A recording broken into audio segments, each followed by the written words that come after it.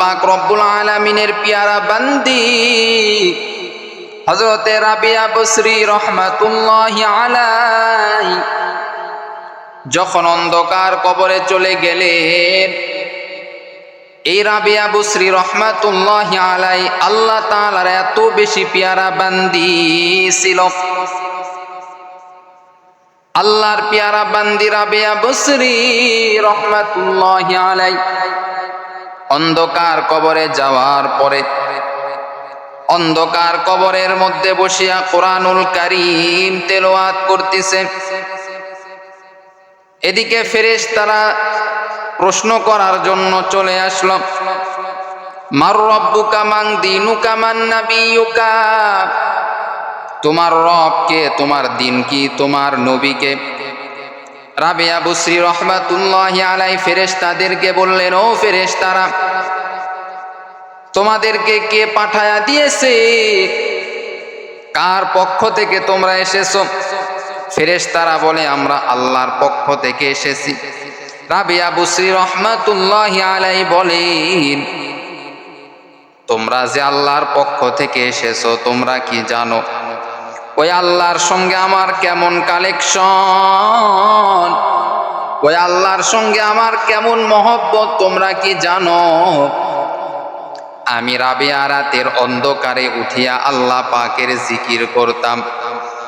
আমি রাবিয়া বসরি যখন আমি রাতের অন্ধকারে উঠিতাম, দুনিয়ার জমিনে থাকতে আমি বেশি বেশি কোরআনুল কারীম তেলাওয়াত করেছি।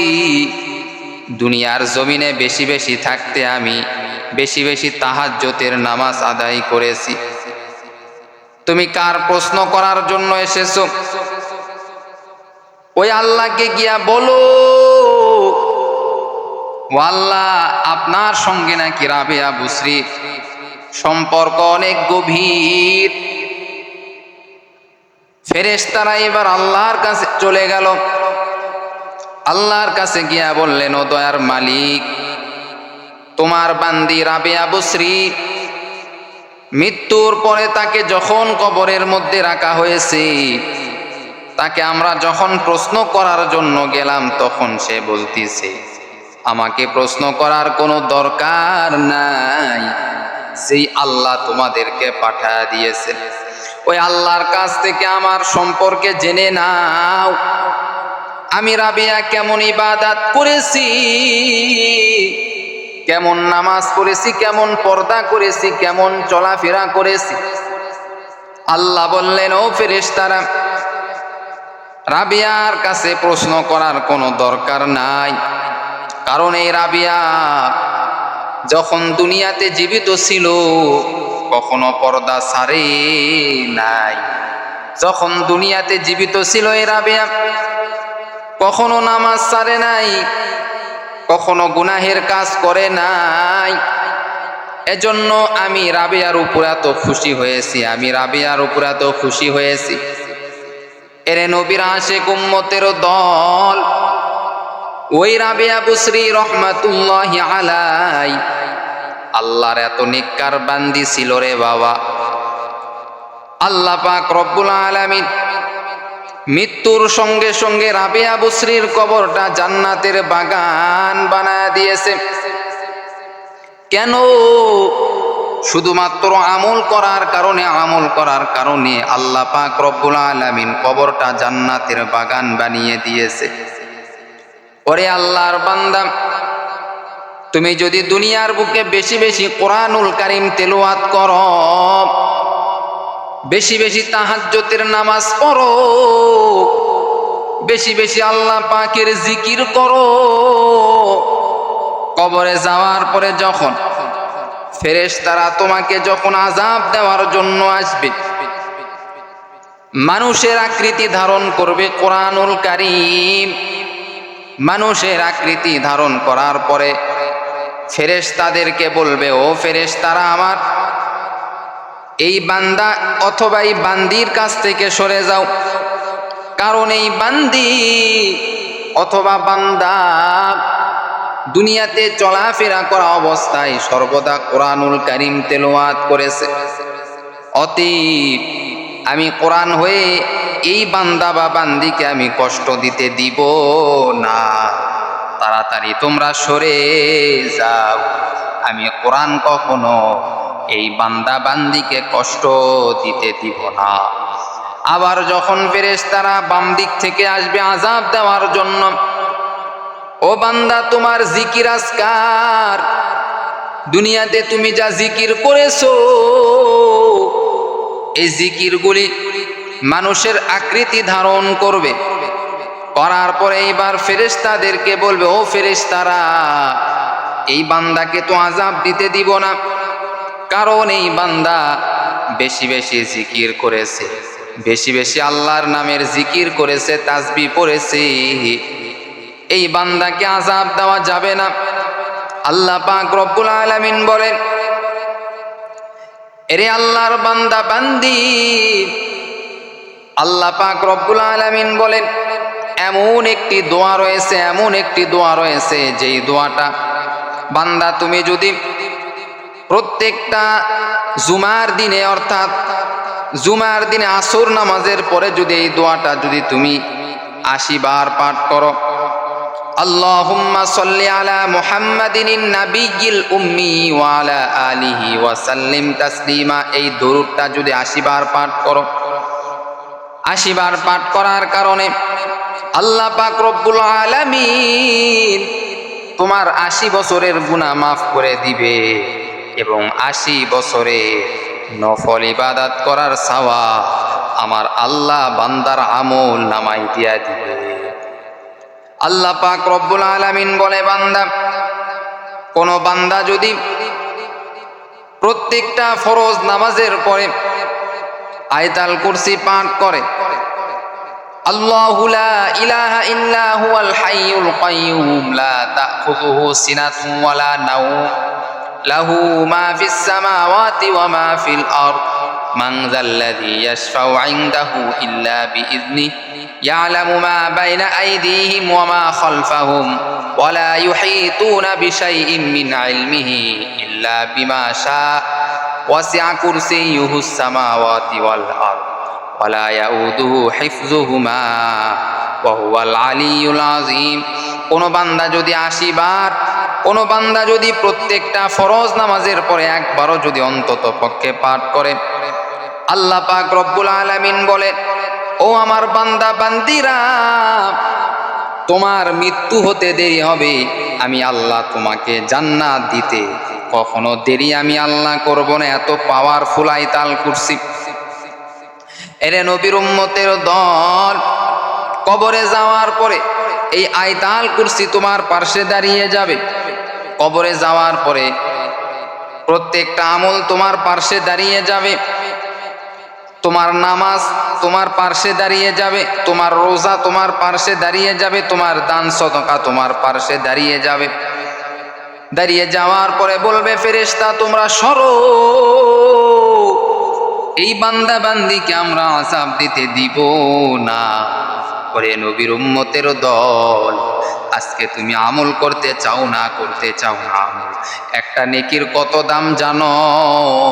হাসরের ময়দানে একটা নেকির জন্য বান্দা শুধু ছোটাছুটি করবে, দৌড়াদৌড়ি করবে, কখনো যাবে মায়ের কাছে গিয়া বলবে, মা তুমি একটা নেকি দাও, মা বলবে আমি নেকি দিতে পারবো না।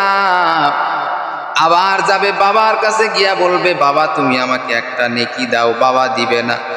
এইভাবে প্রত্যেকটা আত্মীয় স্বজনদের কাছে যাবে, কেউ নেকি দিতে চাইবে না, সকলে বলবে নাফসি নাফসি নাফসি, আমার কি উপায় হবে আজকে আমার কি উপায় হবে? সকলে নিজেরটা নিয়ে ব্যস্ত থাকবে।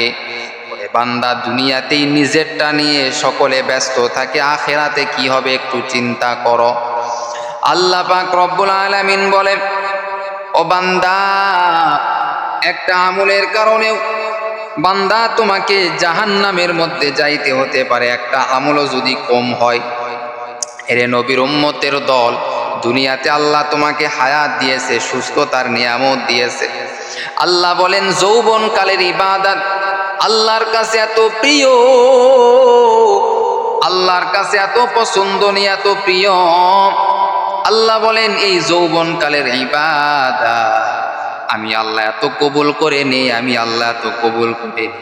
এই যৌবনকালের ইবাদত আমি আল্লাহ বান্দা করতে দেরি, আমি আল্লাহ আমল লিখতে নেকি লিখতে দেরি করি না।